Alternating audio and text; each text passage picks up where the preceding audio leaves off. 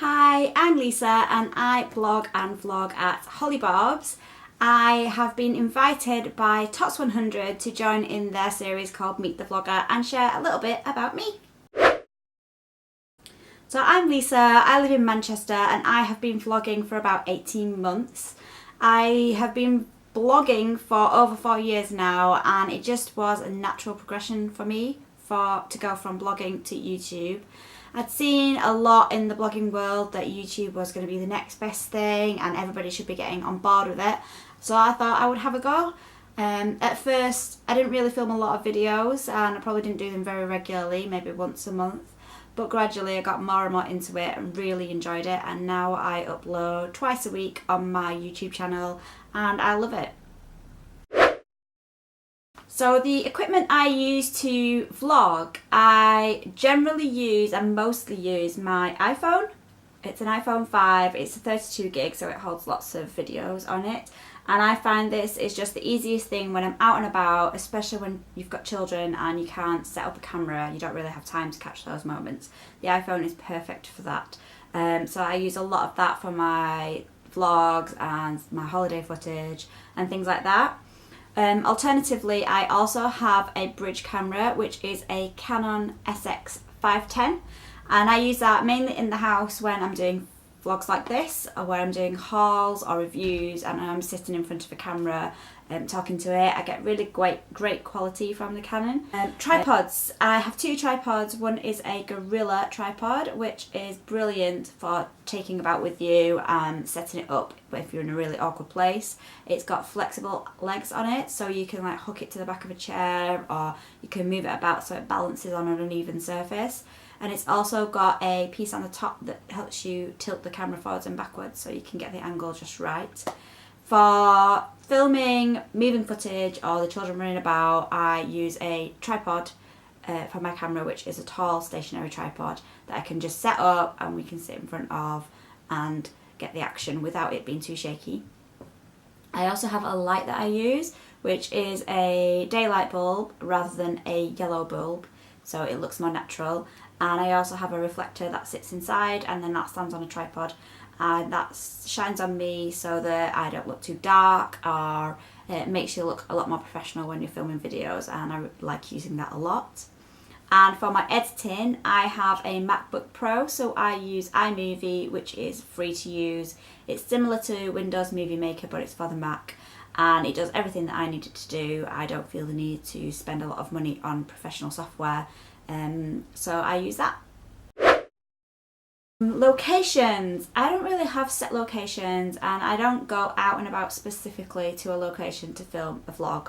I really don't have time or energy to do that, if I'm perfectly honest.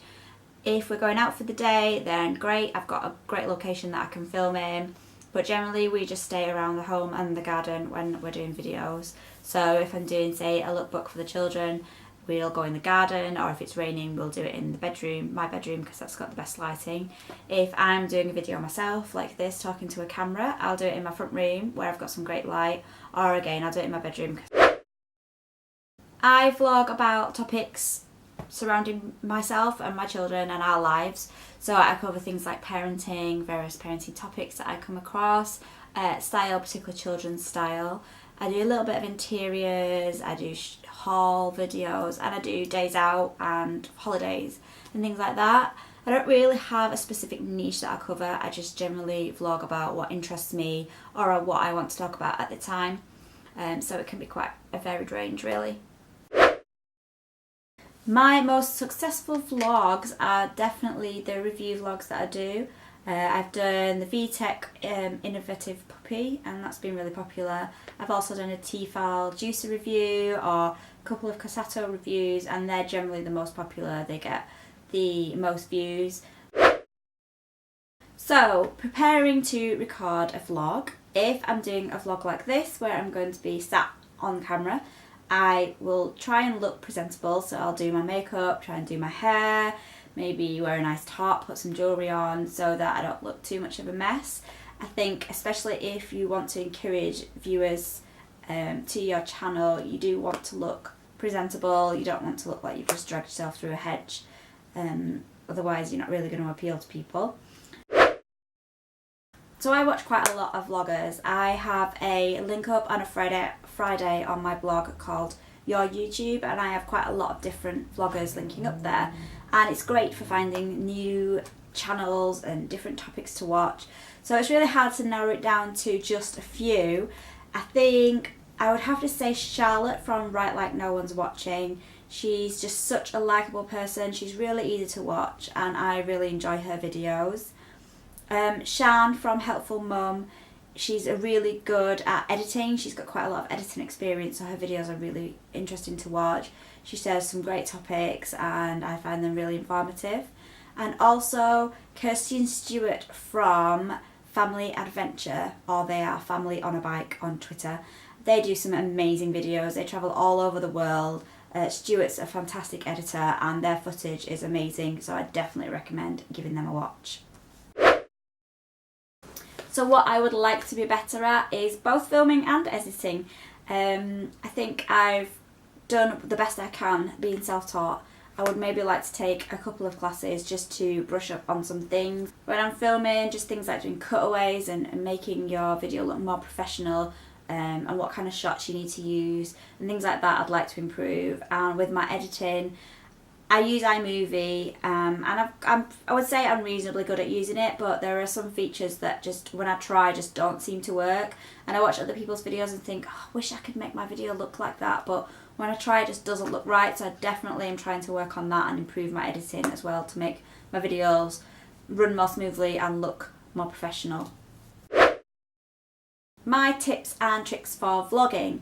I say it quite a lot, but I would definitely recommend if you're filming on a phone to turn it on its side so it's in landscape mode. If you film in portrait, you get big black lines down the sides of your video and it just doesn't look good at all. My second tip is always get the light in front of you. Don't film with a window behind you or the sun behind you because you're going to look really dark on the screen. And if you're doing sort of reviews or hauls or things like that in particular, you can't see the products that you're sharing because of the light. So I really think it's important to make sure the light's in front of your face to get the best video that you can. And finally, I think just embrace the community, become part of the community. The parent vlogging community is slowly growing and it's a really good one, it's a really supportive one. I think if you make sure that you try your best to be part of it, to watch other people's videos and share them, to comment on them, it can only help you grow as people do that in return. And also there's a lot that you can learn from other people's videos. So I think it's really important to try and watch other people's footage just like you would read other people's blogs. So that's a little bit about me. Hopefully you've learnt something or found it maybe interesting. If you'd like to see more, you can head over to my YouTube channel at Hollybobbs blog, or you can also find me on Facebook, Twitter, Instagram and Pinterest at Hollybobbs. Thanks for watching. Bye.